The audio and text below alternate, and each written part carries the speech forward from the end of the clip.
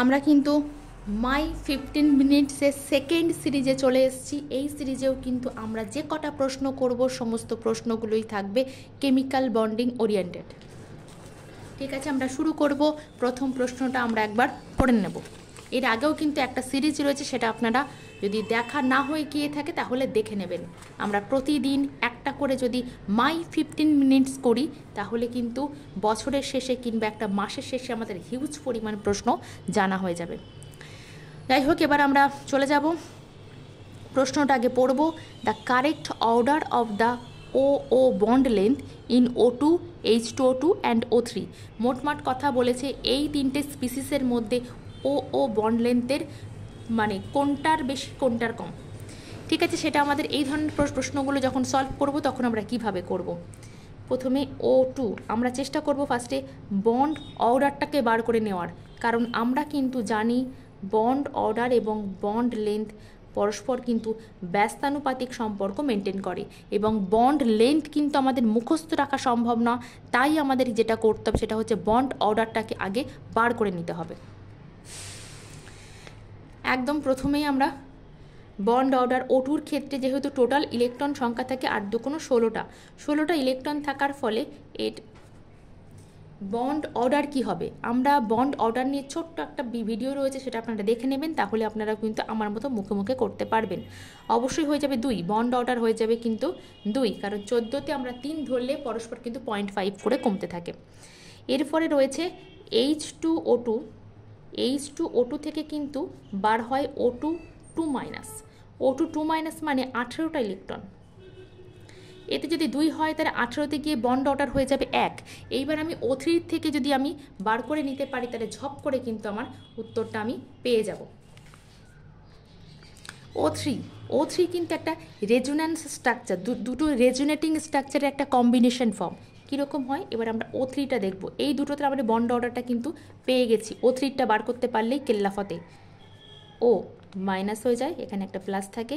এইটুকু আপনাকে জানতে হবে যে O3-র ক্ষেত্রে রেজোনেটিং স্ট্রাকচার কোন দুটো রেজোনেটিং স্ট্রাকচারের কম্বিনেশন ফর্ম, এইটুকু জানলেই বাস, এই দুটো রেজোনেটিং স্ট্রাকচারের কম্বিনেশন ফর্ম। এবার আমাকে আরেকটা ছোট্ট জিনিস জানতে হবে, এই রকম দুটো রেজোনেটিং স্ট্রাকচারের যখন কম্বিনেশন O3 তখন তার বন্ড অর্ডার আমরা কিভাবে বার করব। বন্ড অর্ডার মানেটা কি? বন্ড অর্ডার মানে এই যে বন্ডটাকে ধরে নিলাম, এর ক্ষেত্রেও তাহলে এই বন্ডটাকে যদি এ বলি তাহলে এরও এই বন্ডটা কিন্তু এ হবে। তাহলে এই দুটো বন্ডের ক্ষেত্রে এটা সিঙ্গেল বন্ড, এটা হচ্ছে ডবল বন্ড, তাহলে অ্যাভারেজটা কী হবে এটা আমরা বুঝতেই পারছি। তাহলে অ্যাভারেজ, এই বন্ডের অ্যাভারেজটাই হচ্ছে ওই বন্ডের বন্ড অর্ডার, তাই তো? তাহলে সেই অ্যাভারেজটা আমরা কিভাবে বার করব না, যে দুটো রেজোনেটিং স্ট্রাকচার, কটা রেজোনেটিং স্ট্রাকচার রয়েছে? দুটো, তাহলে সেই 2 দিয়ে ভাগ হবে। কারোর ক্ষেত্রে 3টে থাকলে 3 দিয়ে ভাগ, কারোর ক্ষেত্রে 4টে থাকলে 4 দিয়ে ভাগ। আর কি হবে যে এই যে আমরা এটাকে ধরেছি এই ও আর এই ও, এটাকে যদি O1 O2 O3 বলি, O1 O2 O3, আমরা যদি এই বন্ডটাকে ধরি O1 এবং O2 এর ভিতরে, তার ভিতরে আমরা দেখব কটা কোভ্যালেন্ট বন্ড রয়েছে। কটা রয়েছে? 1টা 2টো 3টে, তাহলে 3 দিয়ে ভাগ হয়ে যেটা উত্তর হবে 1.5। তাহলে এটা হয়ে যাবে এর বন্ড অর্ডার। তাহলে একটাকে 2 পেয়ে গেছি, একটাকে 1 পেয়ে গেছি, একটাকে 1.5 পেয়ে গেছি। তাহলে সবথেকে বেশি বন্ড অর্ডার হচ্ছে O2 এর, তারপরে হয়ে যাচ্ছে O3-র, তারপরে হয়ে যাচ্ছে H2O2 এর। কারেক্ট? এটা যদি বন্ড অর্ডারের ক্রমটা হয় তাহলে বন্ড লেন্থ ঠিকের উল্টো হয়ে যাবে।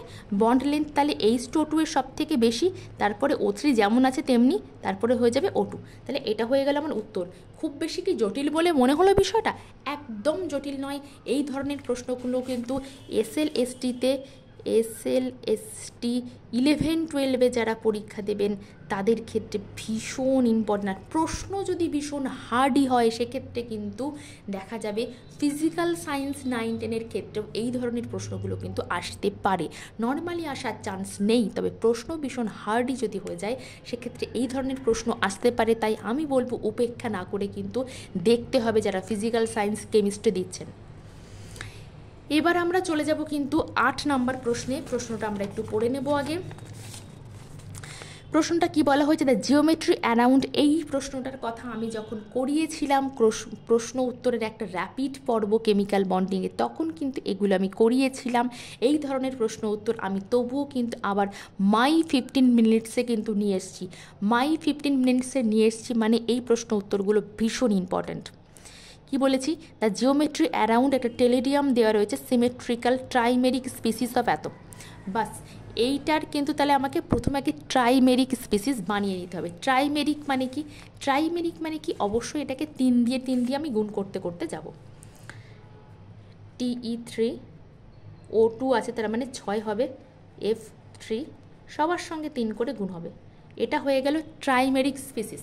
এবার ট্রাইমেরিক স্পিসিসের কেমন স্ট্রাকচার হয় সেটা আমি, এটা কিন্তু না জানা থাকলে করা মুশকিল, ভীষণ ইম্পর্টেন্ট প্রশ্ন।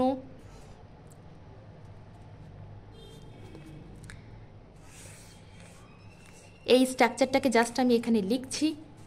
এই স্ট্রাকচারটাকে লিখলে এবার এর সঙ্গে একটা ফ্লোরিন থাকে, একটা ও মাইনাস, একটা ফ্লোরিন থাকে, একটা ও মাইনাস, একটা ফ্লোরিন থাকে, একটা ও মাইনাস। দেখুন ফ্লোরিন এখানে 3 হয়ে গেছে, অক্সিজেন 6 হয়ে গেছে, টেলিডিয়াম কিন্তু 3 হয়ে গেছে। এবার বলা হয়েছে যে এই টেলিডিয়ামের এই একটা, প্রতিটা টেলিডিয়ামের ক্ষেত্রে দেখুন একই রকম এনভায়রনমেন্টে রয়েছে।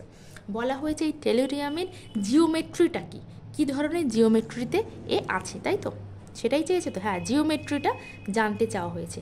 তাহলে টেলিডিয়াম মানে কি অক্সিজেন সিরিজে রয়েছে, তাহলে এর বাইরের কক্ষে ভ্যালেন্স শেলের কিন্তু 6টা ইলেকট্রন থাকা উচিত। এর ক্ষেত্রে একটা ইলেকট্রন ব্যবহার করেছে, এখানে একটা ইলেকট্রন ব্যবহার করেছে, এখানে একটা ব্যবহার করেছে ইলেকট্রন, এখানে একটা, তারপরেও কিন্তু এর 2টো ইলেকট্রন এক্সট্রা থাকা আছে। এর ক্ষেত্রেও তাই আছে, এর ক্ষেত্রেও কিন্তু তাই আছে। সুতরাং এই একটা টেলিডিয়ামকে আমি যদি কাট করে নিই, এটা কিন্তু টিবিপি স্ট্রাকচারে রয়েছে। আপনারাও দেখতে বুঝতে পারবেন এটা কিন্তু টিবিপি স্ট্রাকচারে রয়েছে, ট্রাইগোনাল বাইপিরামিড। এখানে কিন্তু সেই লোন পেয়ারটা রয়েছে, আর বাদ বাকি 4টে হাত রয়েছে। ঠিক আছে, আমার যেন মনে হচ্ছে যে এইখান থেকে জিনিসটাকে যদি আমি আরেকটু সুন্দরভাবে দেখাই, এই যে এখানে লোন পেয়ারটা রয়েছে আর বাদ বাকি কিন্তু ওর হাতগুলো রয়েছে। ঠিক আছে, এই যে 4টে হাত, এই যে হচ্ছে 4টে হাত, আর এই হচ্ছে লোন পেয়ার। সুতরাং টিবিপি ট্রাইগোনাল বাইপিরামিড, এটাও একটা ভীষণ ইম্পর্টেন্ট প্রশ্ন। এটা কিন্তু SLST, এটা 11-12-এর জন্য ভীষণ একটা ইম্পর্টেন্ট প্রশ্ন। এটা কিন্তু শুধু 11-12-এর জন্যেও, কিন্তু যারা কিন্তু দেখছেন 9-10-এর জন্য, তাদের বলবো ফর সিকিউরিটি পারপাস আপনারা কিন্তু এগুলো দেখতে থাকবেন, মাথায় থাক না থাক এগুলো দেখতে থাকুন। পরীক্ষার খাতায় এই ধরনের প্রশ্ন আসলে আমি এইটুকু বলতে পারি, আপনার মাথায় থাক কিংবা না থাক আপনি উত্তর করে আসতে পারবেনই। আমরা কিন্তু তৃতীয় প্রশ্নে চলে এসেছি। তৃতীয় প্রশ্নটা একটু পড়তে থাকুন, ততক্ষণ আমি পৃষ্ঠাটা বার করে নিই। তৃতীয় প্রশ্নটা পড়তে হবে, removal of an electron from NO molecule results. Removal of an electron বলছে NO থেকে একটা ইলেকট্রনকে বের করে নেওয়া হবে, তাহলে কি ফর্ম হবে আমরা তো জানি NO+। বলেছেন ইনক্রিজ ইন ওয়েভলেন্থ ফ্রিকোয়েন্সি বলেছে আইআর স্পেকট্রামের ফ্রিকোয়েন্সি বাড়বে কমবে। আচ্ছা, এই আইআর স্পেকট্রামের এই যে ফ্রিকোয়েন্সিটা, এটা কিন্তু এই ফ্রিকোয়েন্সি এটা কিন্তু ডাইরেক্টলি ডিপেন্ড করে কিসের উপরে, বন্ড স্ট্রেংথের উপরে, মনে রাখতে হবে। STRENGTH স্ট্রেংথ, বন্ড স্ট্রেংথের উপরে ডাইরেক্টলি ডিপেন্ড করে। আর এই বন্ড স্ট্রেংথ ডাইরেক্টলি ডিপেন্ড করে বন্ড অর্ডারের উপরে।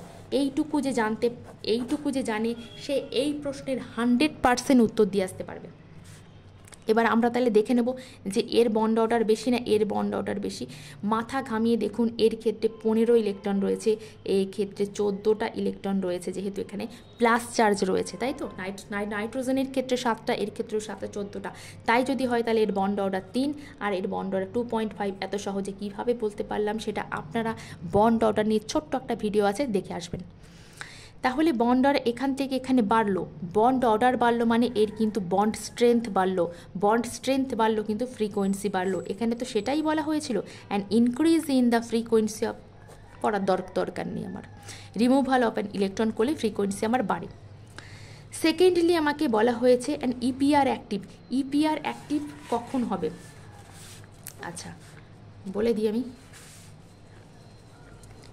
ইপিআর ইপিআর অ্যাক্টিভ হবে যখন আনপেয়ার ইলেকট্রন থাকবে, তখন ইপিআর অ্যাক্টিভ হবে। তাহলে আমাকে দেখে নিতে হবে এর ক্ষেত্রে কোনো আনপেয়ার ইলেকট্রন রয়েছে কি না। আনপেয়ার ইলেকট্রন থাকলে কিন্তু ইপিআর অ্যাক্টিভ হবে। ঠিক আছে, NO প্লাসের ক্ষেত্রে, তাই তো NO থেকে NO প্লাস আমি যা কিছু করছি সব NO প্লাসের জন্য। Sigma 1s sigma star 1s, আমি জাস্ট মলিকিউলার ডায়াগ্রামটাকে শর্ট ফর্মে লিখে নিচ্ছি। আপনারা এটা জানেন, আমি অলরেডি এটা করিয়েছি, না জানা থাকলে একটু দেখে নেবেন। 2s, এর যেহেতু কটা ইলেকট্রন থাকছে, 14টা ইলেকট্রন, কিন্তু এটা 15 থেকে 14তে আসছে, সুতরাং এ কিন্তু ফলো করবে এই রুলটা। এই রুলটা কি দেখতে হলে একটুখানি এমও থিওরিটা একটু দেখে আসবেন। ওকে, তাহলে 1 আছে, 2pz, তারপরে আবার 2 আছে, মানে পাই 2px সমান পাই 2py, আবার 2 আছে পাই স্টার 2px সমান পাই স্টার 2py, আবার 1 আছে সিগমা স্টার 2pz। ওকে, এবারে 14টা ইলেকট্রন, 4 4 4 আর 4 8, 8 আর 2 10, এখানে দুটো মানে 4টেই হয়, 4 আর 4 8 আর 2 10, 10 আর 4 14। তাহলে এখানে কোথাও কি আনপেয়ার ইলেকট্রন রয়েছে না? নেই, কারণ যখন NO ছিল তখন এখানে একটা ইলেকট্রন ছিল, কিন্তু NO প্লাসের ক্ষেত্রে দেখুন এখানে কোনো ইলেকট্রন নেই, সুতরাং নো আনপেয়ার ইলেকট্রন। আমি বলেছি আনপেয়ার ইলেকট্রন থাকলে ইপিআর অ্যাক্টিভ হবে, তাহলে এখানে কি বলেছে ইপিআর অ্যাক্টিভ স্পেসিস, এটা কি ইপিআর অ্যাক্টিভ স্পেসিস? নো, এটা কিন্তু ইপিআর অ্যাক্টিভ স্পেসিস নয়। তারপরে বলেছে ইলেকট্রনস ইন হোমো, ও আচ্ছা ঠিক আছে, electrons in HOMOs being closer to the nitrogen. আচ্ছা, নাইট্রোজেনের কাছে আছে না অক্সিজেনের কাছে আছে, এই শর্ট ফর্ম থেকে কিন্তু আমার পক্ষে বোঝা মুশকিল। এই জন্য আমি ঝপ করে এখানে একটা মলিকুলার অরবিটাল ডায়াগ্রাম আমি ঠিক যেরকমভাবে করছি এরকম ঝপ করে নিতে হবে। এদিকে নাইট্রোজেন, এদিকে অক্সিজেন। অক্সিজেন বেশি ইলেকট্রোনেগেটিভ, সবসময় কিন্তু 2s এর সবসময় একটুখানি নিচের দিকে থাকবে, এখানে একটা কিন্তু কম। আমি জাস্ট এগুলো না করলেও চলে। এটা 1s, এটা হচ্ছে 2s, এর ক্ষেত্রে অক্সিজেনের। এবার যেটা হচ্ছে সেটা হচ্ছে অক্সিজেনের একটু নিচেই থাকবে, এগুলোও কিন্তু অক্সিজেনের একটু নিচেই থাকবে। আমি জাস্ট এইটাকে ফোকাস করছি, এইটুকু পোর্শনকে ছেড়ে দিন। এখানে 2px রয়েছে, 2py রয়েছে আর 2pz রয়েছে, এর ক্ষেত্রেও একই রয়েছে।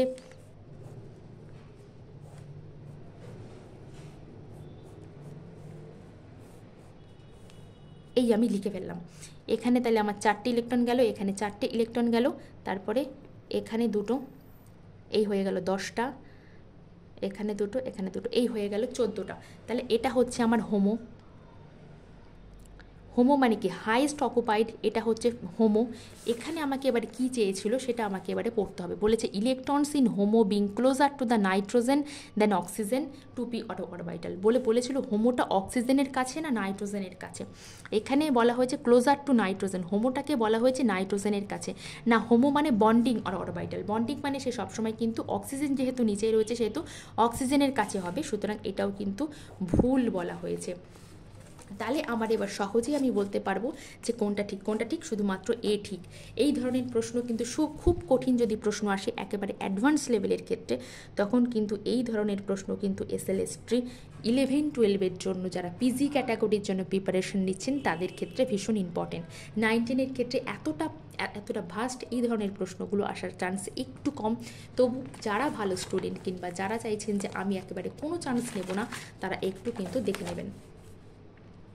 13 মিনিট হয়ে গেছে, আমরা চেষ্টা করব এই দুটো প্রশ্নকে শেষ করে আজকের সিরিজ নাম্বার 2টাকে শেষ করার। ওকে, ততক্ষণ আপনারা পড়তে থাকুন। কি বলা হয়েছে? Which of the following species contains 3 bond pair? ভালো করে পড়তে হবে জিনিসটা। বলেছে 3 বন্ড পেয়ার, 3টে বন্ড পেয়ার থাকবে এবং একটা লোন পেয়ার থাকবে। কোন স্পিসিসের? এই ধরনের প্রশ্নগুলো যেন আমাদের দেখেই বুঝতে পারি। অক্সিজেন, এখানে জলের ক্ষেত্রে আমরা তো সকলেই জানি যে এই রকম থাকে, সুতরাং এর কিন্তু 2টো বন্ড পেয়ার, 2টো লোন পেয়ার। তাহলে এটা আমি আগেই কাট করে দিলাম। BF3-র ক্ষেত্রে আমরা কিন্তু জানি এই রকম হয়, কারণ hydrogen, helium, lithium, beryllium, boron মানে কি 5 যদি তার মোট ইলেকট্রন হয় তাহলে সে কিন্তু 2, 3 এইভাবে ভাগ হয়ে যায়। এই 3টে কিন্তু ইউজ হয়, তাহলে এর ক্ষেত্রে কোনো লোন পেয়ার থাকছে না। আর হচ্ছে NH2 এর ক্ষেত্রে কিন্তু এর ক্ষেত্রেও থাকবে না। কেন বলছি, আমি জেড হাইব্রিডাইজেশন বার করলে বুঝতে পারবেন আপনি। কারণ হচ্ছে হাইব্রিডাইজেশনে এক্ষেত্রে রয়েছে hydrogen, helium, lithium, beryllium, boron, carbon, nitrogen. তাহলে 5 যুক্ত 2 যুক্ত 1/2, মানে এক্ষেত্রে হয়ে যাচ্ছে sp3। কিন্তু এখানে 2 রয়েছে, উপরে মাইনাস রয়েছে, সুতরাং এটাও সম্ভব না। এটাই শুধুমাত্র হবে যদি এটা কিন্তু দেখেই সঙ্গে সঙ্গে আপনার ব্রেনে স্টাক করা উচিত ছিল, কারণ এই একমাত্র স্ট্রাকচার যার কিন্তু একটা হয় লোন পেয়ার, কারণ এর ক্ষেত্রে বাইরের কক্ষে 5টা ইলেকট্রন থাকে, এই 3টে এইভাবে ইউজ হয় এবং 2টো ইলেকট্রন এইভাবে থাকে। সুতরাং এটা হয়ে যাবে কিন্তু এর উত্তর। 15 মিনিট হয়ে গেছে, তবুও আমি একটুখানি সময় চেয়ে নিচ্ছি এইটার জন্য। Which of the following does not represent correct Lewis symbol? Lewis symbol মানে কি আমি অলরেডি কিন্তু আগে বলেছিলাম। লুইস সিম্বল মানে বাইরের কক্ষে একটা অ্যাটমের কটা ইলেকট্রন রয়েছে সেটা। কার্বনের ক্ষেত্রে কত? Hydrogen, helium, lithium, beryllium, boron, carbon. কার্বনের ক্ষেত্রে মোট 6টা ইলেকট্রন, তাহলে 2 এবং 4 এই হিসাবে ভাগ হওয়া উচিত। বাইরের কক্ষে 4টে থাকা উচিত, এখানে 4টে দেখানো হয়েছে, সুতরাং এটা কিন্তু সঠিক। অক্সিজেনের ক্ষেত্রে মোট 8টা, তাহলে 2 এবং 6 এই হিসাবে ভাগ হওয়া উচিত, এটা সঠিক। নিয়নের ক্ষেত্রে বাইরের কক্ষে 8টা থাকা উচিত, সুতরাং এটা ভুল। Beryllium, hydrogen, helium, lithium, beryllium মোট 4টে হলে 2 2 করে ভাগ হওয়া উচিত, এটাও কিন্তু ভুল। বোরনের ক্ষেত্রে কিন্তু 3 সঠিক। সুতরাং এক্ষেত্রে সঠিক কোনটা হলো? কার্বন, অক্সিজেন এবং বোরন। আমি ইচ্ছা করে কিন্তু এখানে এগুলো দিইনি, যাতে আমি মানে এখানে অপশানগুলো দিইনি, আমি যাতে করে দেখো। এটা কিন্তু 16 মিনিটের একটা ভিডিও হয়ে গেল, ঠিক আছে। প্রশ্নগুলো করতে থাকুন। সিরিজ 2 গেল, এরপরে আসবে সিরিজ 3। একইভাবে কিন্তু ছোট ছোট বিভিন্ন টপিকগুলো নিয়ে যেরকমভাবে পড়ানো হচ্ছে, যেরকমভাবে গাইড করছি, সেগুলোও কিন্তু দেখতে থাকবেন।